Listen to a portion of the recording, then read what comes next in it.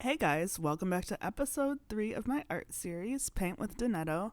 Today I'm going to be using alcohol inks, and this is my first time using them, so you'll just see me experimenting with different techniques. Yupo paper is a must when using alcohol inks because it can hold the colors and not let it seep through. All the materials that I used will be listed in the description below.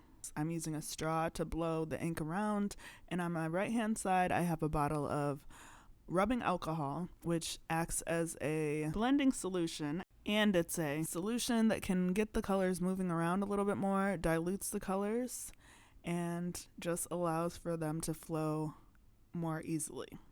So you guys had said that you did enjoy having story time, so I'm going to tell you a little story that happened to me in Brazil. And honestly, I have a lot of stories in Brazil, so I'm just going to try to focus on one.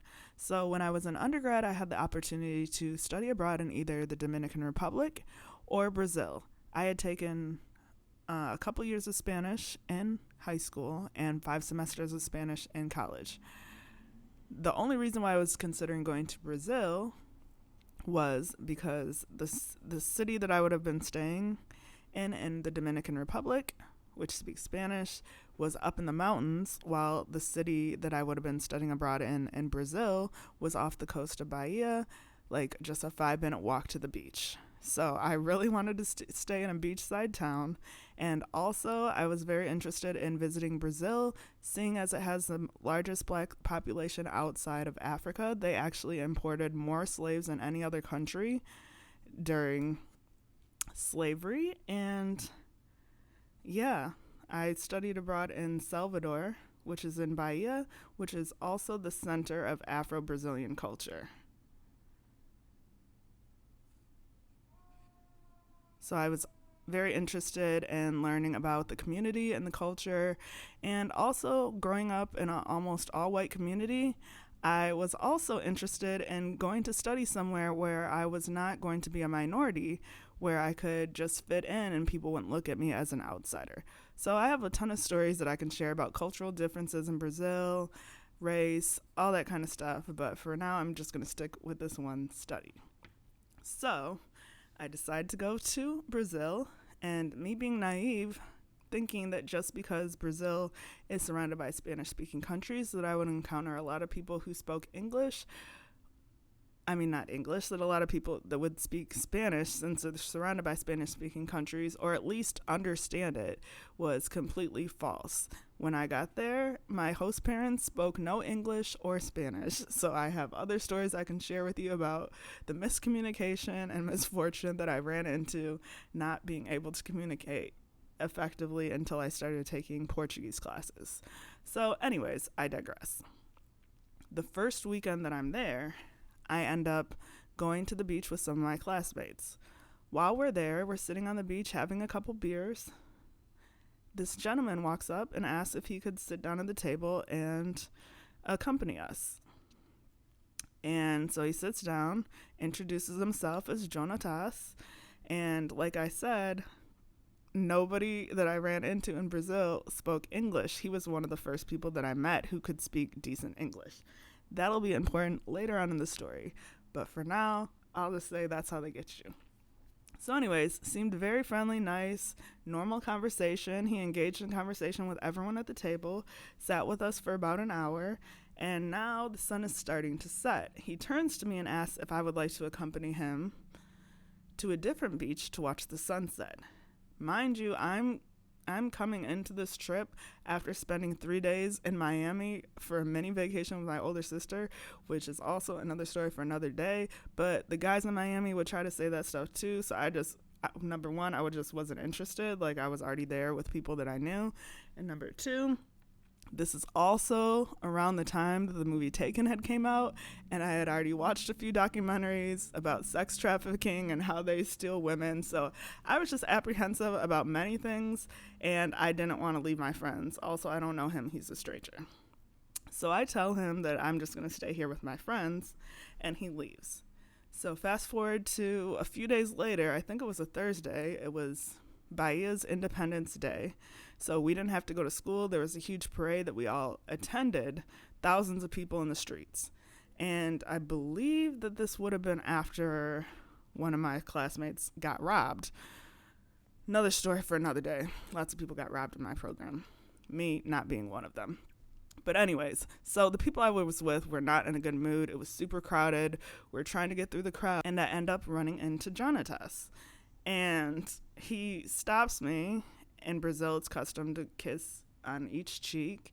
I don't want to be rude, but I also don't want to get left behind because I realize that nobody has noticed that I've stopped, and I don't want to lose the group of people that I'm with. So we just had a short conversation, and I caught up with my friends.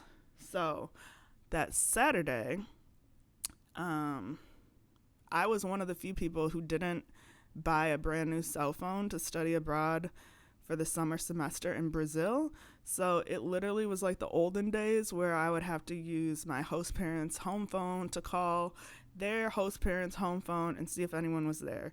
And I don't know if you guys have ever tried to communicate in a language that you don't speak well over the phone, but it's very difficult. I know that I probably called maybe 2 different houses. I don't know what their host parents were saying. All I know is that they weren't there. So I just assumed, like, let me just go where people commonly hang out. Like, last weekend we were all at the beach, so I guarantee at least I'll run into someone that I know from school at the beach. So I go down to the beach by myself, and I run into no one from school. But there is someone that I do see that I've met before on the beach, and it's Jonatas. So he then asked me if I'd like to come with him to the other beach to watch the sunset. This time I agree because I literally have nothing else to do and no one to hang out with. So we go to the other beach, and we watch the sunset, have a couple beers, end up kissing. And I know at some point we were having a discussion about politics. He was telling me how much he loved Barack Obama because this was back when Barack was president. And he had mentioned that he had family in Malaysia and family in somewhere else. And I just asked him, like, oh, where are you from? But somehow from that question, he misinterpreted it as me questioning his blackness and got really offended that I thought that he wasn't black, even though that's not what I was getting at all. It was just that he was telling me he had family in all these places. Anyways, so that was red flag number 1 of him getting angry over that. So anyways, it's now, because the sun is set, it's getting dark. I have to go home because I don't want to be rude. My host parents were older, they were grandparents, and I don't want them to worry about me or to sit there waiting for me to show up before they ate dinner, because everyone eats their meals as a family. And like I said, I don't have a cell phone, so I don't have any way to communicate back with them like, oh, I'm going to skip dinner tonight or anything like that. So I tell him that I have to go home for dinner. He tells me that he wants to take me out to some club and that he wants me to meet him at the shopping mall that's like down the block from where I live. I wasn't sure if I really wanted to go, but it's not like I could text and be like, so I'm not going to come out anymore and make up some excuse. So he tells me he wants me to meet him there at 7. I tell him, all right, well, if I'm not there within give or take 10 minutes, then you can just go without me. He said he was going to the club to meet up with his friend. So then he goes, yeah, but you're going to be there. I'm like, yeah, but like if I'm not within 10 minutes, you can leave. And he kept saying like, yeah, but like you're going to be there. And we went back and forth a few times, and I realized that he wasn't understanding what I was saying. It was a miscommunication. I don't know. It was just annoying, and I didn't want to be rude. So I ended up meeting him there because I felt bad if he was just going to be waiting there forever for me to show up. So we go and we meet up with his friend, who ends up being like a 40-something-year-old Australian man who literally looks like the taller version of Andrew Zimmern. If you guys ever seen the Food Network show Bizarre Foods with Andrew Zimmern, that's what this guy looked like. So like I said, nobody's speaking English, but now I'm with this Australian guy. We're literally having like a rapid fire conversation because we both speak English, and not even thinking that like Jonatas probably isn't understanding. He can't keep up with our conversation because English is not his first language. So anyways, we end up going into the bar or the club. And the way this clubs work is that when you walk in, you give them your ID and they take it for the entire night. You don't get it back until you leave and you had to show them your receipt that you've paid for your drinks, which is actually pretty cool because I've worked in the service industry before and had people walk out on their tabs, but it was definitely a lot different than in the United States. So anyways, we're in this club. The Australian guy literally spots the hottest girl in the club and asks me what he can say to her that will make him want to talk to him. In my mind, I'm thinking, dude, like, there's nothing you can say that's going to make her want to talk to you. First of all, you don't speak her language. Second of all, you're not on her level. Like, it's just not going to happen. But instead of saying all that, I just tell him that he can say that she's muito linda, which means very beautiful in Portuguese. So as we watch him walk up to this girl and tell her that she's very beautiful, her friend snatched her away with such a quickness. Like, oh my God. Like, I've had friends do that for me in the club in America. I think it's a universal thing. So, like, nah, she was not feeling him at all. And I'm pretty sure he got his feelings hurt. Like, it wasn't really his crowd. He was a little too old. Like, all of us were in our early 20s. And so he ends up disappearing, probably going back to his hotel. So now it's just me and Jonatas. And I didn't really consider that I was on a date with him because it was 3 of us. But now it's just me and him, and I didn't really want to go on a date, but like it's just the 2 of us now. So anyways, he ends up telling me that he wants to take me to a different bar because the bar that we are currently at is too expensive. So we leave and we're walking to the second location, and as we're walking down the Ocean Avenue, we walk by this outside bar and I spot a bunch of people from my class. So of course I'm going to stop and say hello.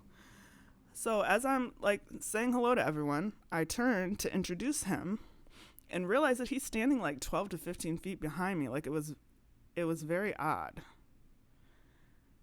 And after I walked up to him, I was like, dude, like what's going on? Are you okay? And he tells me that one of the girls sitting at the table was from a previous program, and then he started rambling on about something about her giving his friends massages on the beach. I don't know what he was trying to imply, but it was just like weird. So we go to the other bar, have at least 1 or 2 drinks, and as we're walking back, we stop like on the beach and we're kissing. He tries to take things further than what I wanted to. And I remember him when he was trying to convince me when I was telling him that it wasn't going to happen and that I don't know you, like it's just not going to happen. You don't even have any protection, blah, blah, all this stuff. He tells me when I bring up AIDS, you don't know who could have it. It could be anyone. It could be the mailman. I'm like, yeah, dude, it could be you. Like, how is this your argument? Like, dude, no, it's not going to happen, and it's weird. It's all very weird at the way that you're trying to make this happen.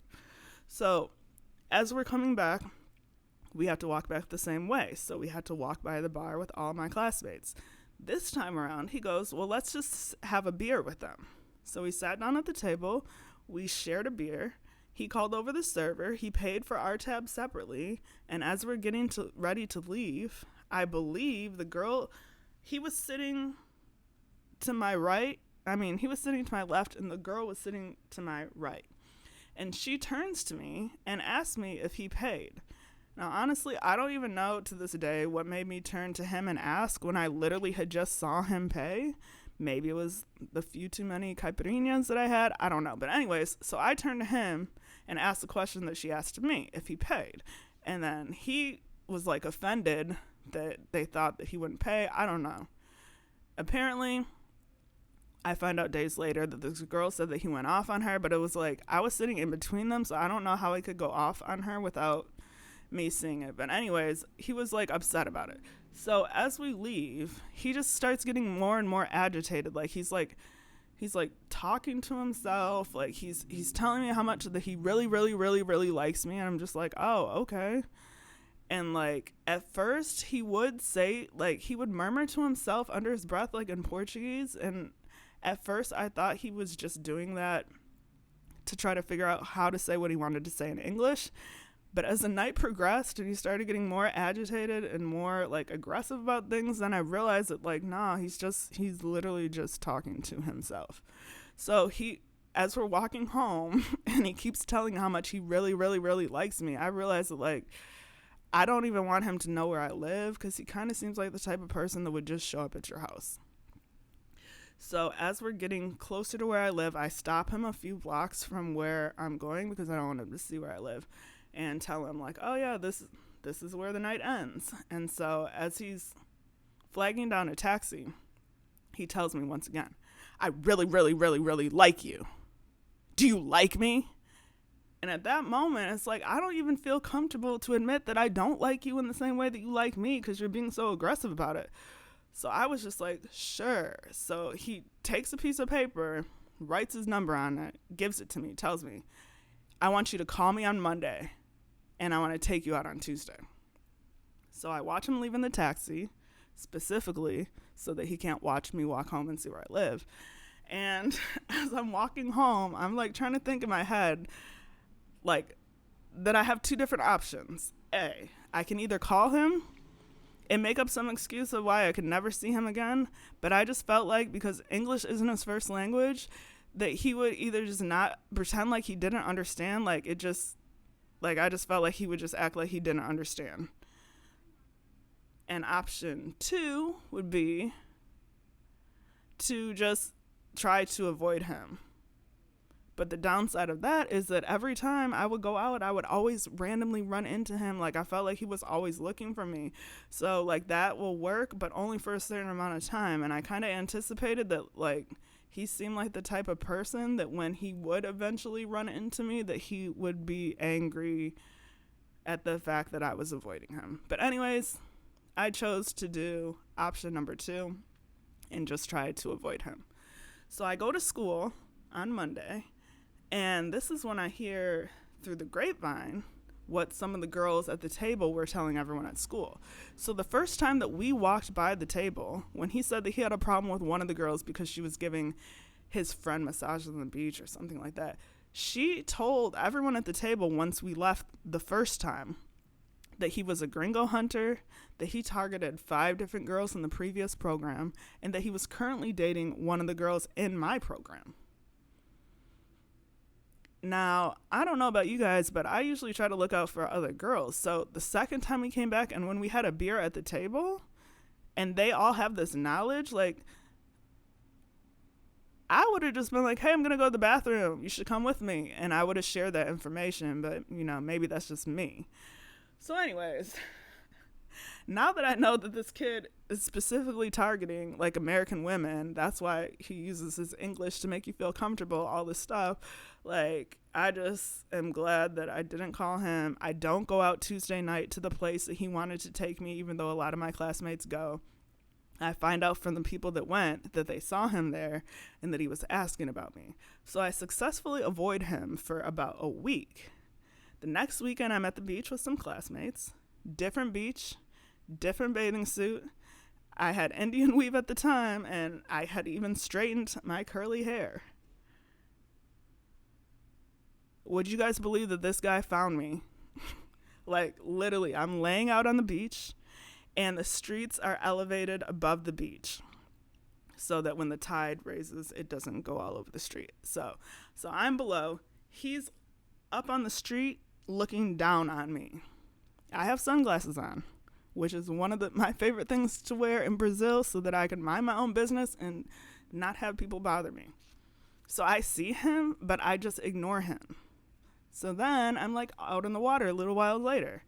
I look to my right and I see him like standing on a pier, like with a bag of beers, just like staring at me. And it's like, dude, like, why are you being so creepy? Like, can you just leave me alone?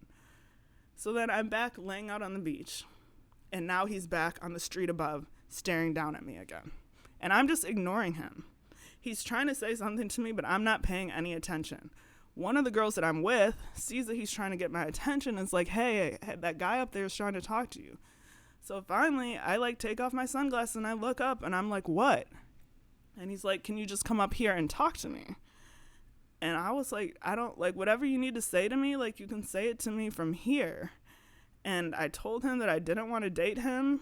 And I made the mistake of mentioning that I knew that he dated other girls, another girl in my program, and that he was a gringo hunter. And just like I anticipated, that set him all the way off. He started screaming at me like he was making such a huge scene, like people were stopping on the street and staring.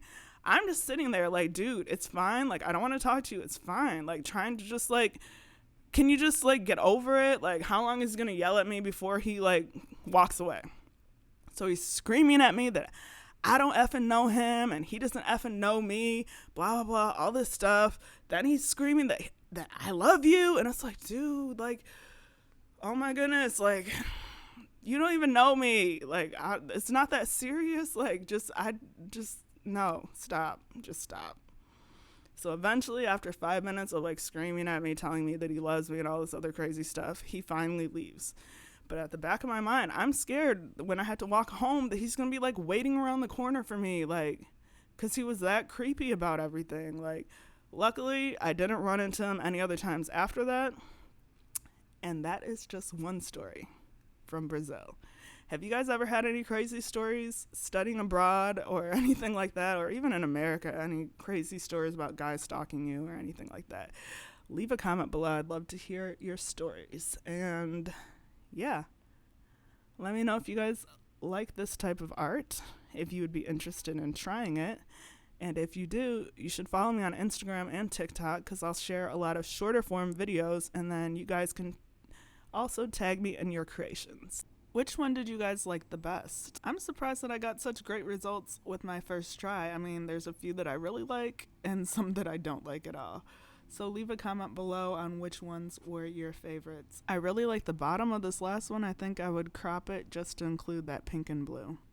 I really just love the depth and texture that you can achieve with the alcohol inks. It just looks really cool and dynamic.